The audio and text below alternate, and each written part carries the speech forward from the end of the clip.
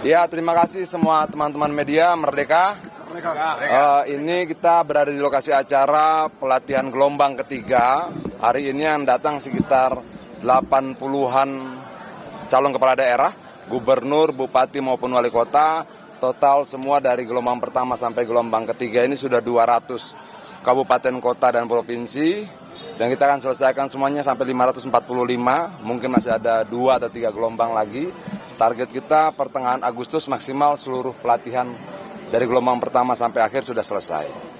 Kenapa ini kita lakukan? Kita mau memenangkan pilkada sebanyak-banyaknya. Kenapa? Karena menurut kita mencari pemimpin yang baik itu penting bagi rakyat, mencari pemimpin yang baik itu penting bagi generasi yang akan datang, penting bagi pengelolaan anggaran dan sebagainya. Kira-kira seperti itu.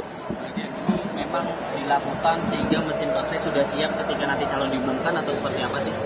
Ini dilakukan sehingga ketika keluar rekomendasi kita sudah siap bergerak.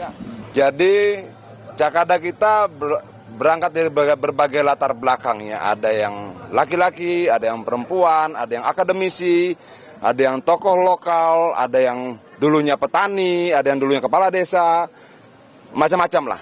Ini membuktikan bahwa di PDI Perjuangan semua boleh bermimpi menjadi apa saja, semua boleh bekerja untuk mendapatkan yang lebih baik di masa depan. Kira-kira seperti itu. Nah, jadi kalau total sampai hari ini sudah 200 calon kepala daerah. Setiap calon kepala daerah itu membentuk tim inti itu 9 orang, jadi total hampir 2.000 orang yang sudah mengikuti pelatihan kita sampai gelombang ketiga. Ini kekuatan sangat besar dan menjadi investasi partai juga. Kenapa? 90% itu diisi oleh anak-anak muda yang mengerti teknologi, mengerti IT, tahu bagaimana berkomunikasi pada Gen Z dan sebagainya. Jadi komplit lah kira-kira seperti itu. Artinya Pak Adian, kalau tadi sempat disebut nama Pak Andika juga, hari ini kan Pak Andika juga sudah sebagai kader PDIP, artinya Pak Andika juga sebagai salah satu calon yang dipersiapkan juga dalam pilkada. Wah, pertanyaanmu menjebak. Wah, dan saya tidak mungkin mendahului itu. Jadi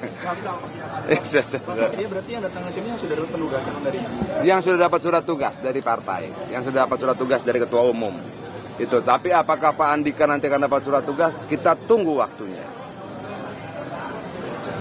Ada lagi? Ciko Hakim? Enggak ada. Pak Ciko? Lanjut. Makasih.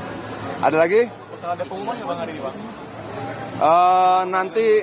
Nanti kan Pak Sekjen akan kemari ya. Nah, lu langsung tanya sama Pak Sekjen.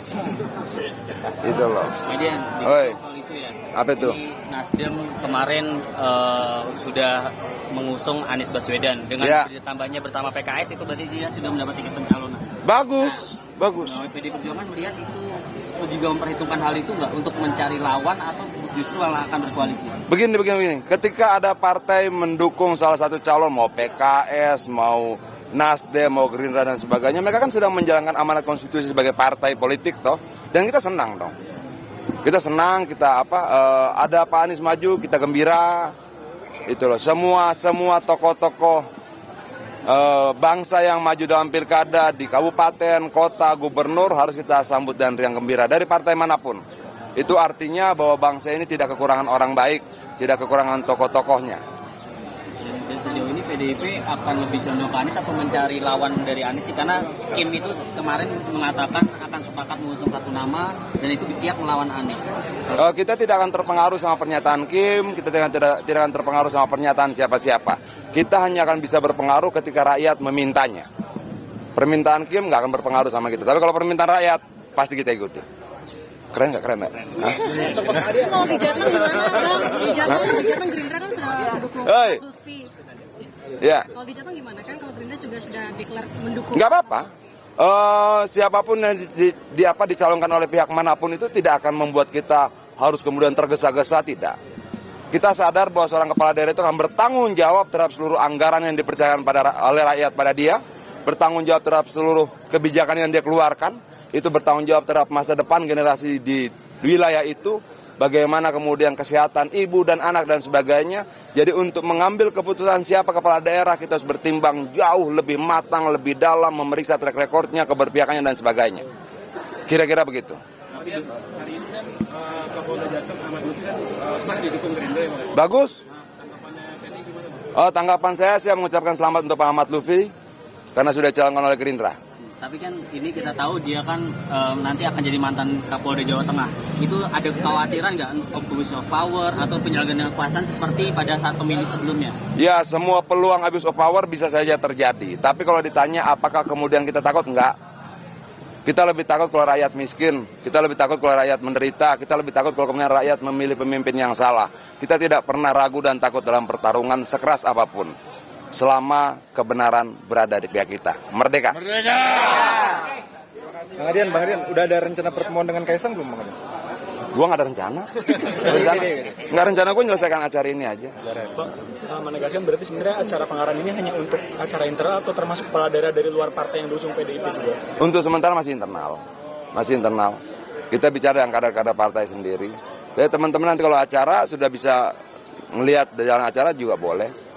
Itu, tapi yang ada yang off the record ya tentunya. Begitu loh. Calon gubernur ada yang di... Ada.